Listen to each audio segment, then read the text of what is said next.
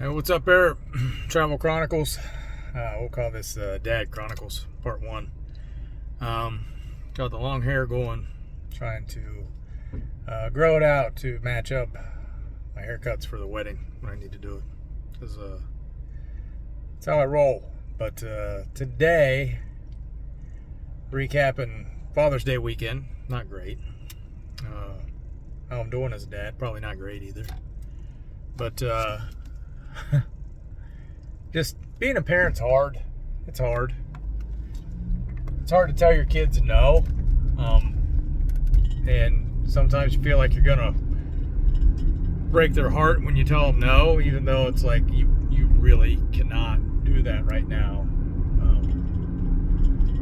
But what happened was my daughter decided to bring home a dog on Saturday.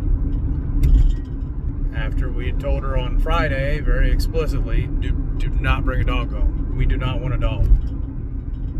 We had a dog for 13 years, and from puppy to part where she fell and kind of like hurt her hips and couldn't move and was in a lot of pain, and there was no turning it around.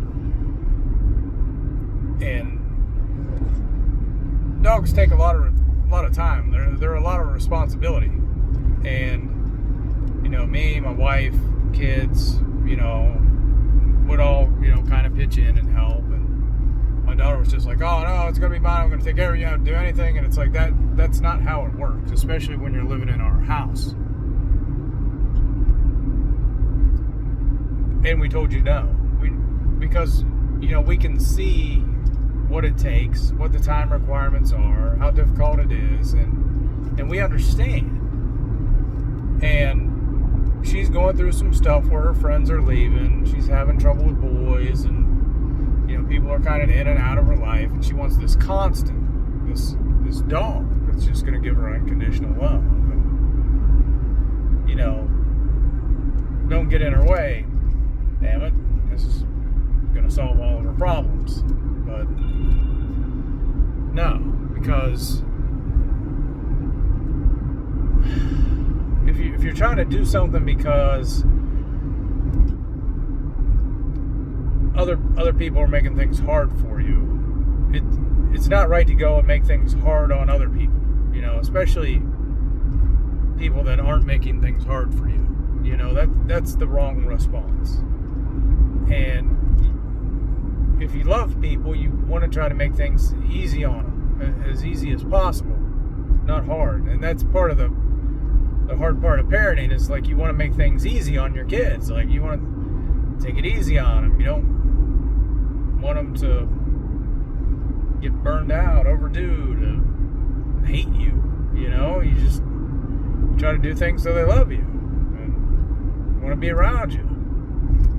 Hopefully take care of you when you get old. Like that's what you want to do.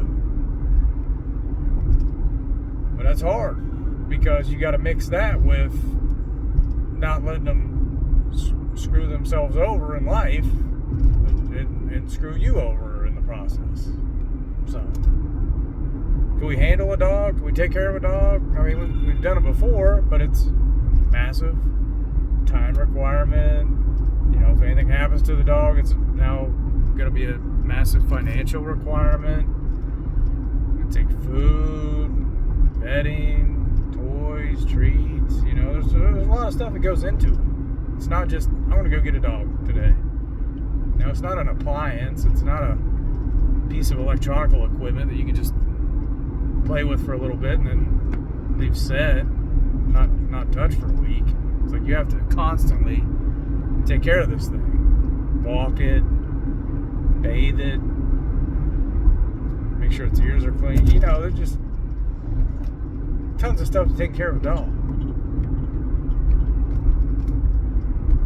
And then when you don't have that dog, you have that freedom where you can go where you want. You don't have to worry about somebody taking care of the dog or rushing back home to let the dog out, or did you feed the dog? Did somebody put water out for the dog? Did the dog make a mess in the house? Like, you don't have to worry about that stuff. Like, it's kind of nice to not have that burden.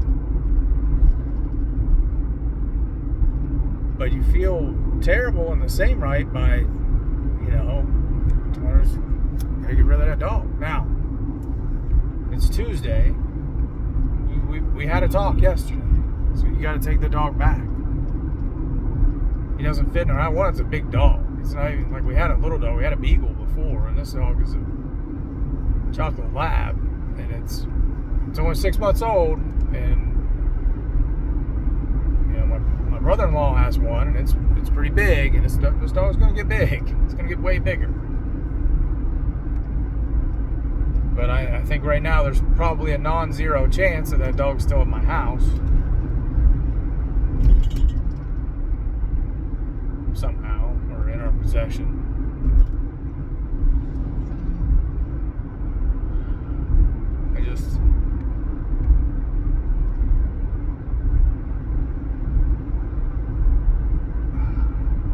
It's not even that like I don't want the dog or can't handle the dog. It's that we said no, went behind our back, did it anyway, then lied to us about it. And then somehow it's my fault because now I'm telling you got to take the dog back, and it's like, no, it's your fault. So now I feel like a bad guy because I just give in, right? But sometimes you can't. That's the hard part. So I feel like a bad dad in a way. Which isn't fair because this Father's Day was probably the worst Father's Day ever because for me, in 22 years, like I'm not going to sit here and like I've been through thousands of fathers. It's like 22. Okay, but I didn't see my son all day because he had gone to Pittsburgh for his fiance's birthday weekend. Stayed up there. That's the first time I'd ever seen him on Father's Day. Then my daughter did this thing where she, you know, blatantly didn't listen to me, which is, you know, just a massive sign of disrespect. You know, I'm gonna do this anyway, and it's like, do you love me? Do you really care about what I have to do or think about it? And it's like, no, you don't. Now, if I don't give in, now I'm the bad guy. I'm the jerk. It's like, that's not fair.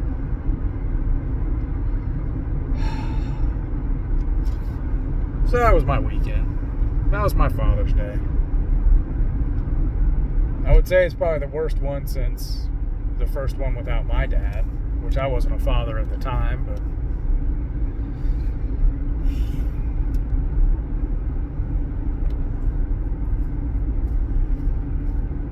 you know, you try to say the right thing, solve the problem, and it's, you know, I only had my dad till I was 20, so, you know, I'm parenting kids past where I had my dad, you know, to direct me, to give me advice, to point me on my way. I'm just trying to do what I think is best. Is it? I don't know.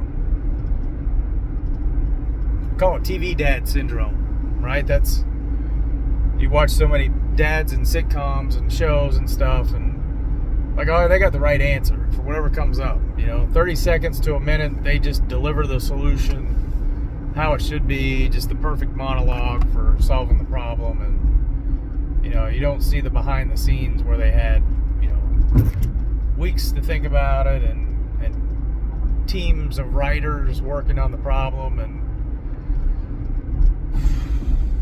just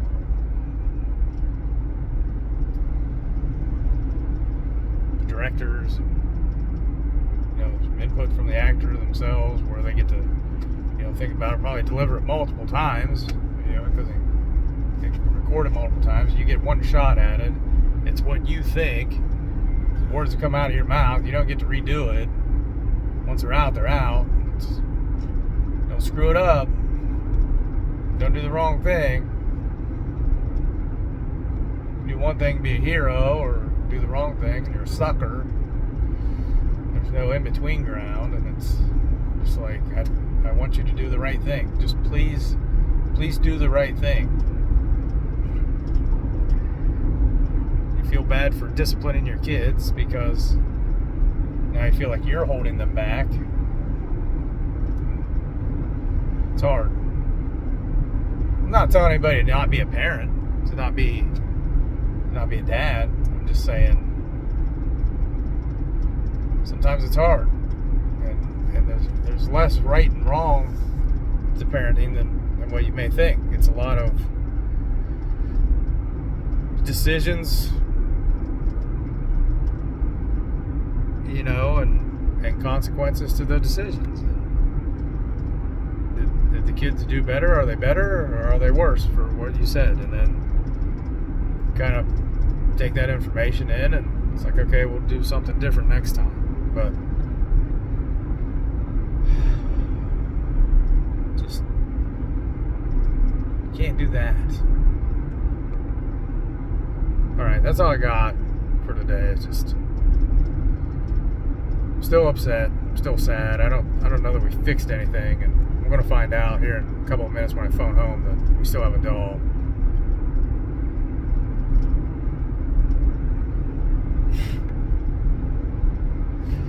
All right, well, that's all I got. See you later. Be careful. Be COVID free.